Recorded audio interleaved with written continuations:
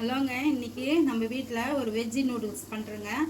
வீட்டில் இருக்க மசாலா பொடி வச்ச நூடுல்ஸ் பொடி எதுவும் இல்லைங்க. வீட்டில் உள்ளதே நான் போட்டு செய்கிறேன்.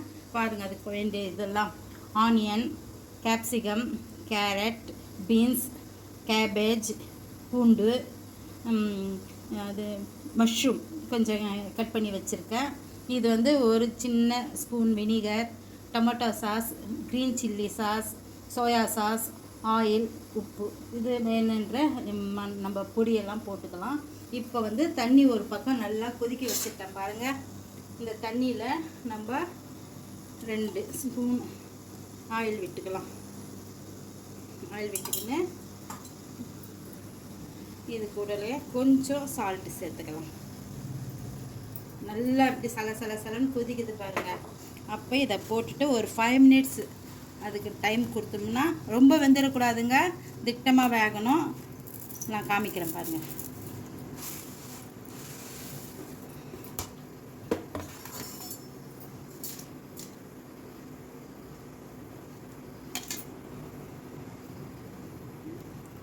லாங்காக வேணான்னா கட் பண்ணியும் போட்டுக்கலாங்க.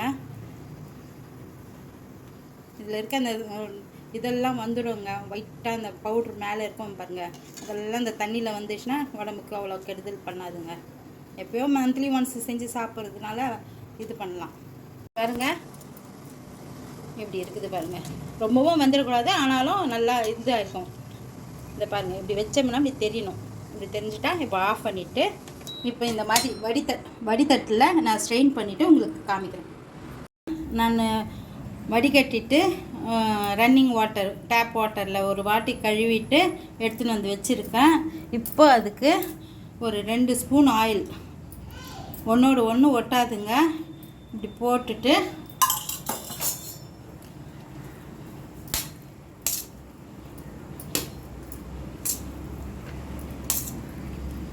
இப்படி கலரி வச்சுட்டு இப்போ நம்ம தாளிக்கிறத பார்க்கலாம். ஒரு அகலமான கனமான பாத்திரம் வச்சுருக்கேன். அவ்வளோ பெரிய கடாய் என்கிட்ட இல்லை, இந்த பாத்திரம் வச்சுருக்கேன். இப்போ ஆயில் சேர்த்துக்கலாம். இந்த பூர்ணா ஆயிலுங்க, கலர் அப்படி தான் இருக்கும். பூர்ணா ரைஸ் பிராண்ட் ஆயிலு, கொஞ்சம் ரீஃபண்ட் ஆயில் சேர்த்துக்கிறேன்.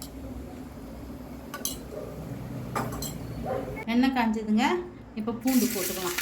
எல்லாம் ஹை ஃப்ளேம்லேயே செய்யணுங்க, அப்போ தான் அது க்ரன்ச்சியாக இருக்கும் காய்கறியெல்லாம். இப்போ ஆனியன் சேர்த்துக்கலாம். ரொம்ப வதக்கக்கூடாது. ஆமாம், ரொம்ப வெந்துட்டா குழன்னு ஆகிடும். எல்லா காயும் சேர்த்துக்கிறேங்க. ஹை ஃப்ளேம்லேயே தான் செய்யணுங்க. இதை ஸ்லோ பண்ணோம்னா காய் நல்லா வெந்துடும், அப்புறமா குழன்னு போயிடும்.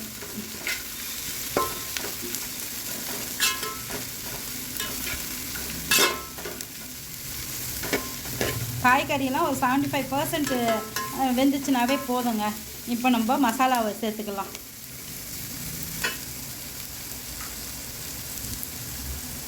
குழந்தைங்க சாப்பிட்றதுனால வெறும் மிளகாய் தூள் ஒரு 1/4 ஸ்பூன் போடுறேன். பெப்பர் ஒரு 1/4 ஸ்பூன்.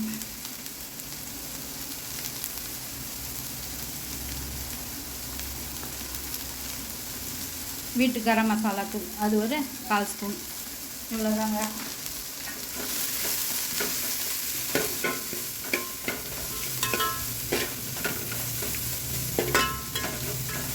மைல்டாக தான் இருக்குங்க இது. இப்போ சால்ட்டு,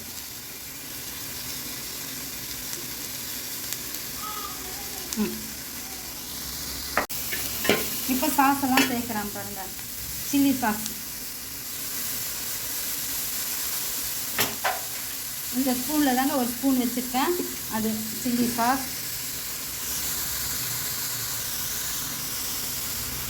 சோயா சாஸ் மைல்டாக தான் இருக்கும். டொமேட்டோ கெச்சப்,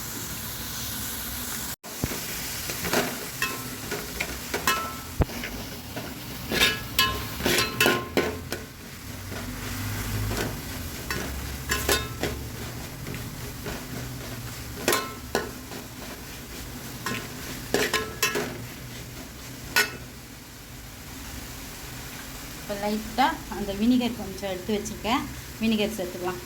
அந்த டேங்கி டேஸ்ட் இருக்கும். இது கொஞ்சம் இது ஆனதாக நான் நூடுல்ஸ் சேர்க்குறேன். இப்போ பாருங்கள், நல்லா பொலன்னு ஆறிடுச்சு. இப்போ நான் சேர்க்குறேன் பாருங்கள். இப்படி கையால் இப்படி உதுத்து போட்டால் தாங்க, கை இருக்குதுன்னு நீங்கள் தப்பாக நினைக்காதீங்க. இது கரண்டியில் போட முடியாது.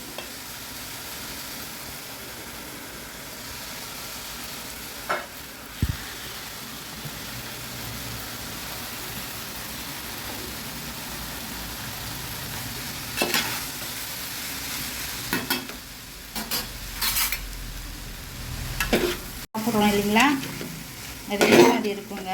திருப்பி சொல்லுமா, ஹோட்டல்லலாம் நம்ம அக்கா நூடுல்ஸ் ஆர்டர் பண்ணி சாப்பிட்றோம் இல்லைங்களா, அந்த மாதிரி தான் இருக்கும். ஆனால் வீட்டு ரெசிபி தாங்க இது. பாருங்கள், பொலன்னு வந்திருக்கு. நான் ஒரு இதுக்கு மாற்றிட்டு உங்களுக்கு காமிக்கிறேன் பாருங்கள். டேஸ்ட்டும் அவ்வளோ நல்லா இருக்குது. பாருங்கள், நல்லா வந்திருக்குது. எப்படி ஹோட்டல் மாதிரியே வந்திருக்குது. இப்போ எங்கள் குழந்தைங்களுக்கு நான் ஊட்டுறேன்.